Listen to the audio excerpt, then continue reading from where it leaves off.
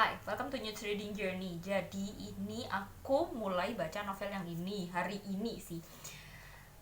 Ini adalah novel Funicula yang nomor 2. Kan aku sebelumnya udah pernah baca yang Funicula yang pertama, terus habis itu langsung lompat yang ketiga, seri yang ketiga yang judulnya Dona Dona.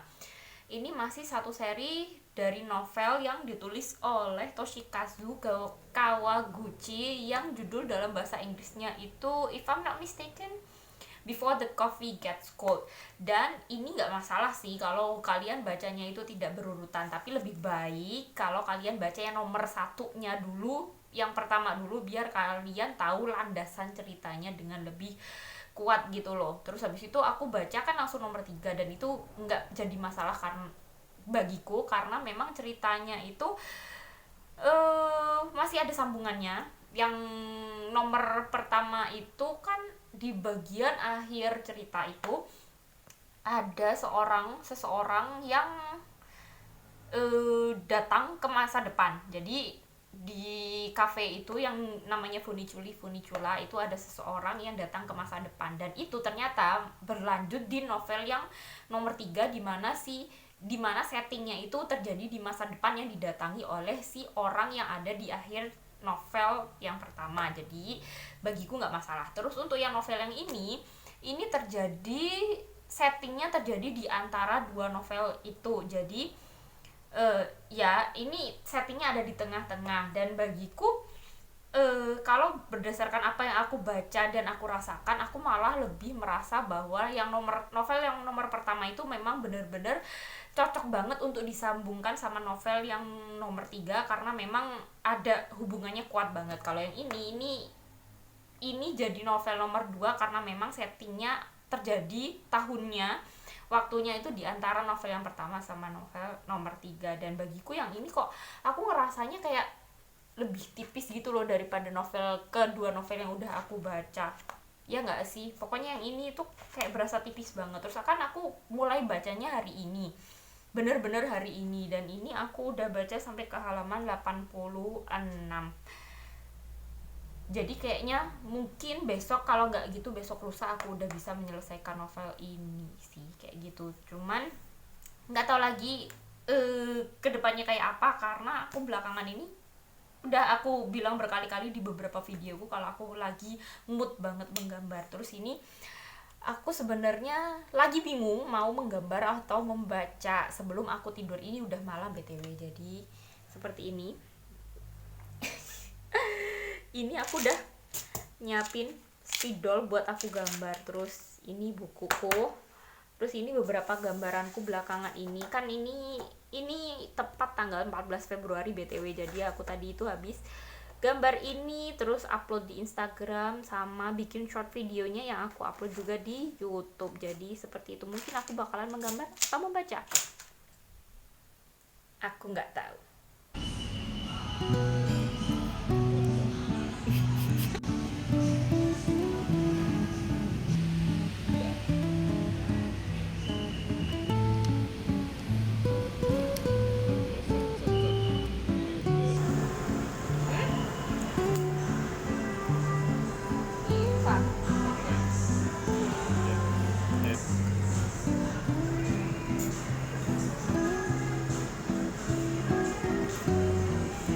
Oh, oke.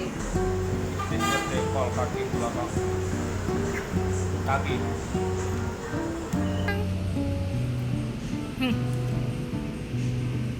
Sambil dabu-dabu.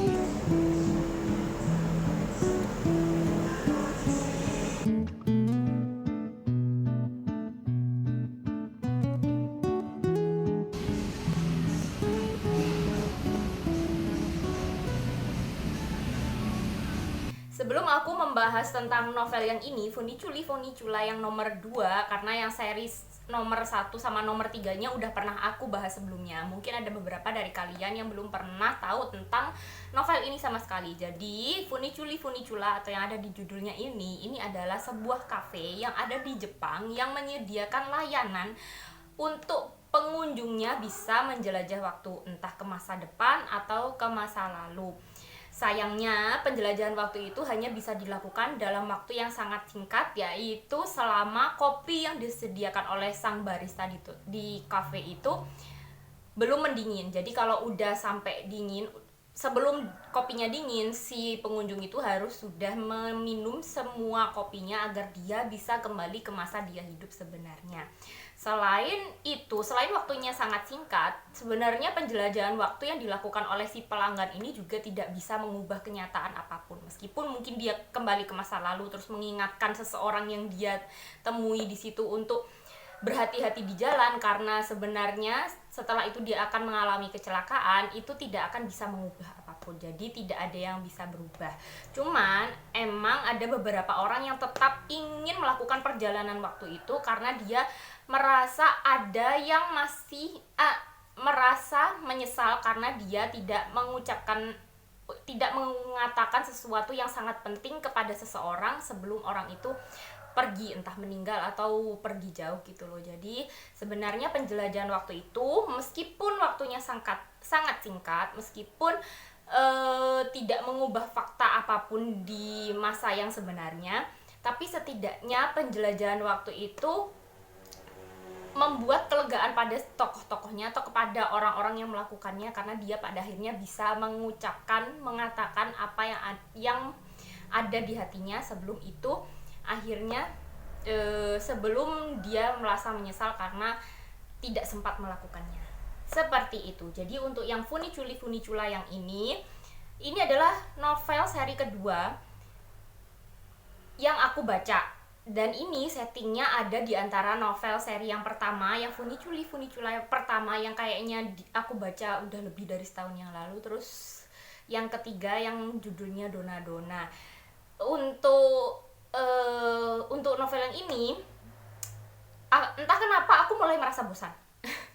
Mungkin karena bagiku patternnya terlalu mirip gitu loh, antara semua novel 1, 2, 3 itu mirip banget patternnya. Jadi di sini di dalam satu novel ini sebenarnya bisa dipisah-pisah menjadi 4 atau 5 cerita yang berbeda. Cuman memang antar ceritanya itu saling berhubungan gitu loh, karena di sini biasanya di novel-novel yang aku baca sampai 3 seri ini, biasanya tokoh-tokoh yang pada akhirnya menjadi fokus utama dalam bab-bab berikutnya, bab 1, 2, 3, 4, 5 itu biasanya memang sudah semuanya muncul di bab pertama. Jadi di bab pertama itu udah ada kayak si pemilik kafe yang namanya siapa ya?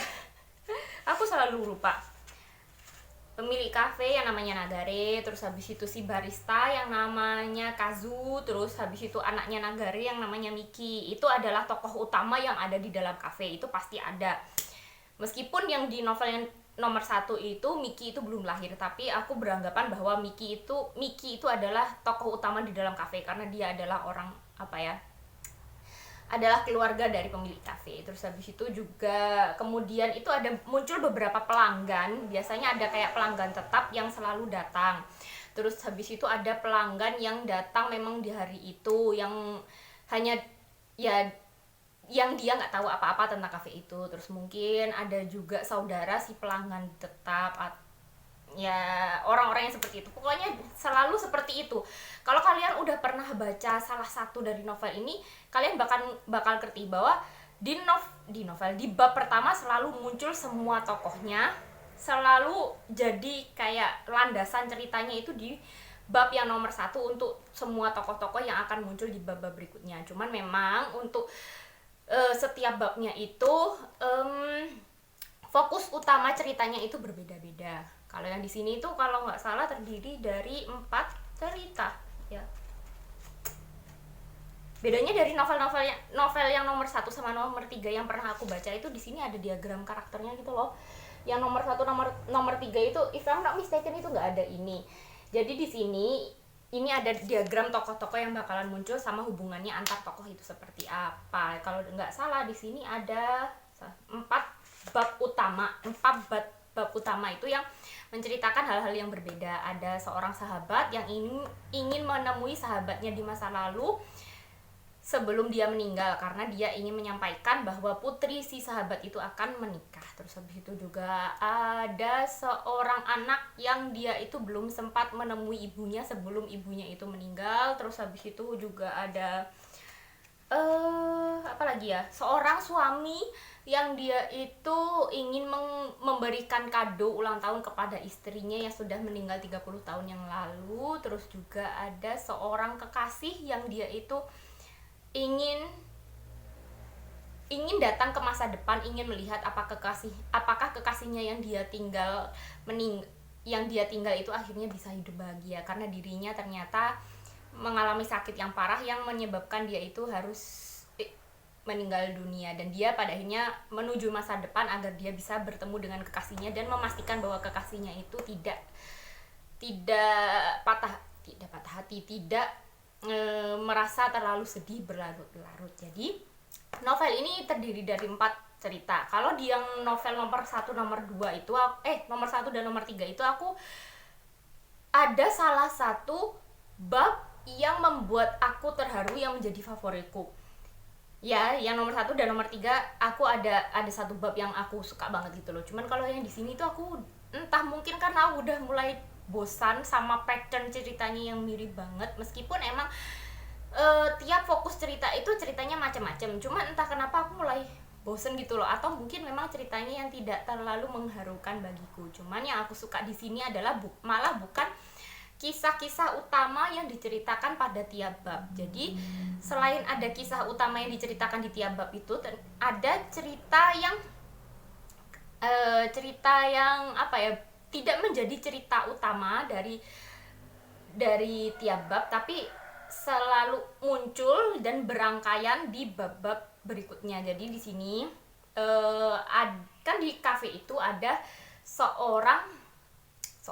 sesosok hantu yang selalu duduk di kursi yang sama. Kalau kalian udah pernah baca yang nomor 1, kalian akan tahu bahwa ada seorang hantu perempuan yang selalu duduk di kursi yang sama yang sedang membaca novel. Kalau yang di novel nomor 1 itu kita nggak tahu itu sebenarnya siapa. Kita hanya tahu bahwa itu adalah hantu yang muncul karena dia adalah salah satu orang yang ingin menjelajah waktu, entah ke masa depan atau ke masa lalu. Cuman dia entah lupa atau memang dia memutuskan untuk tidak menghabiskan kopinya, makanya dia pada akhirnya menjadi hantu. Kalau kopinya dihabiskan kan dia bisa kembali ke masa dia hidup yang sebenarnya. Cuman kalau tidak dihabiskan, itu konsekuensinya adalah orang itu akan menjadi hantu di kursi itu.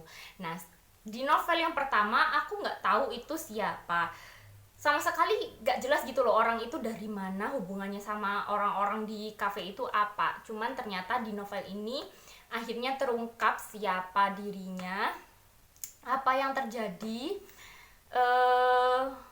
dan siapa orang yang dia tinggalkan. Jadi itu cukup sedih gitu loh ternyata ceritanya, ternyata hubungan antara si hantu ini dengan salah satu tokoh utama di kafe ini ternyata lumayan membuatku tertarik. Cuman aku belum tahu juga sih